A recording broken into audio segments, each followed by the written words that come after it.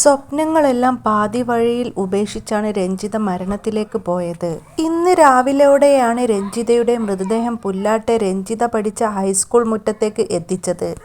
നാട്ടുകാരും പ്രിയപ്പെട്ടവരും രഞ്ജിതയുടെ സഹപാഠികളായിരുന്നവരുമടക്കം ആയിരക്കണക്കിന് പേരാണ് ആ മൃതദേഹത്തിന് അന്ത്യാഞ്ജലി അർപ്പിക്കുവാൻ ഹൈസ്കൂൾ മുറ്റത്തേക്ക് എത്തിയത്. അവിടെ നിന്നും ഉച്ചയോടെയാണ് രഞ്ജിതയുടെ പണിതീരാത്ത പുതിയ വീട്ടിലേക്ക് മൃതദേഹം എത്തിച്ചത്. കോരിച്ചൊരിയുന്ന മഴയായിരുന്നിട്ടും രഞ്ജിതയെ അവസാനം ഒന്ന് കാണാനെത്തിയവരെല്ലാം പ്രദേശത്തേക്ക് തടിച്ചുകൂടിയതോടെ ഇവിടെയും വലിയ ജനക്കൂട്ടമാണ് രൂപം കൊണ്ടത്. മുൻ തവണകളിൽ അമ്മയെ സന്തോഷത്തോടെയും ആഹ്ലാദത്തോടെയും സ്വീകരിക്കാൻ കാത്തിരുന്ന ആ മക്കൾ, ഹൃദയം പൊട്ടുന്ന വേദനയോടെ ആ മക്കൾ ആ കാഴ്ച കണ്ടുനിന്നു. എന്നാൽ ഇക്കുറി ചേതനയറ്റ അമ്മയെ അവസാനം ഒരു നോക്ക് കാണാൻ സാധിക്കുമെന്ന പ്രതീക്ഷയായിരുന്നു ഉണ്ടായിരുന്നത്.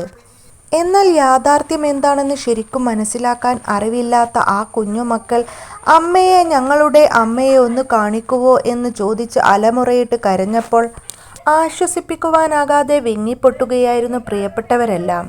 അപകടം സംഭവിച്ച് 12 ദിവസത്തിന് ശേഷമാണ് രഞ്ജിതയുടെ മൃതദേഹം അമ്മയ്ക്കും മക്കൾക്കും അരികിലേക്ക് എത്തിയത്. അഹമ്മദാബാദിൽ നിന്നും തുടർച്ചയായ പരിശോധനാ നടപടിക്രമങ്ങൾ പൂർത്തിയാക്കി ഇന്ന് പുലർച്ചെയാണ് രഞ്ജിതയുടെ മൃതദേഹം തിരുവനന്തപുരം വിമാനത്താവളത്തിൽ എത്തിച്ചത്.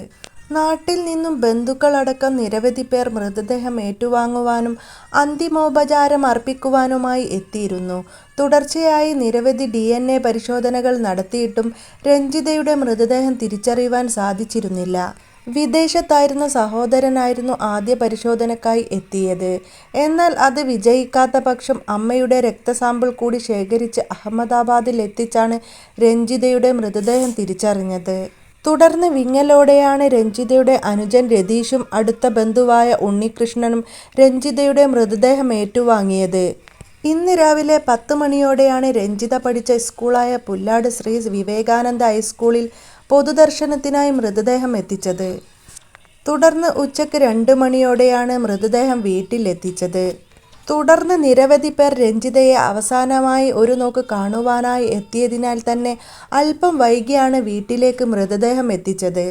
അതേസമയം സാധാരണ നിറയെ ചോക്ലേറ്റുകളും ഉടുപ്പുകളും മക്കൾക്ക് പകർന്നു നൽകാൻ സാധിക്കാതെ അടക്കിവെച്ച് 1000 സ്നേഹവുമായി ഓടിയെത്താറുള്ള രഞ്ജിത ഇത് ആദ്യമായാണ് ഒഴിഞ്ഞ കൈകളുമായി അമ്മയ്ക്കും മക്കൾക്കും അരികിലേക്ക് എത്തുന്നത്. സുരക്ഷിതമായി എംബാം ചെയ്ത പെട്ടിക്ക് മുകളിൽ ഒട്ടിച്ച ഒരു പടം മാത്രമാണ് പ്രിയപ്പെട്ടവർക്ക് രഞ്ജിതയായി കാണാൻ സാധിക്കുക.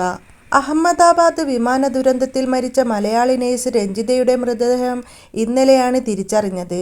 വിമാന ദുരന്തം നടന്ന് 11 ദിവസങ്ങൾക്ക് ശേഷമാണ് DNA പരിശോധനയിലൂടെ മൃതദേഹം തിരിച്ചറിഞ്ഞത്. ഇന്നാണ് ഉറ്റവർക്കും ഉടയവർക്കും ഇടയിലേക്ക് രഞ്ജിതയുടെ മൃതദേഹം എത്തിയത്. അവസാനം ഒരു നോക്ക് കാണാൻ പോലും ആർക്കും സാധിച്ചില്ല. അമ്മയെ ഒരു നോക്ക് കാണാൻ പോലും സാധിക്കാത്ത അവസ്ഥയിൽ ആ കുഞ്ഞുങ്ങളുടെ പൊട്ടിക്കരച്ചിൽ ആർക്കും താങ്ങാൻ സാധിക്കുന്നതല്ല. അവർക്ക് ക്ഷമിക്കാനുള്ള കരുത്ത് കൊടുക്കട്ടെ എന്ന് മാത്രമാണ് പ്രാർത്ഥിക്കാനുള്ളത്.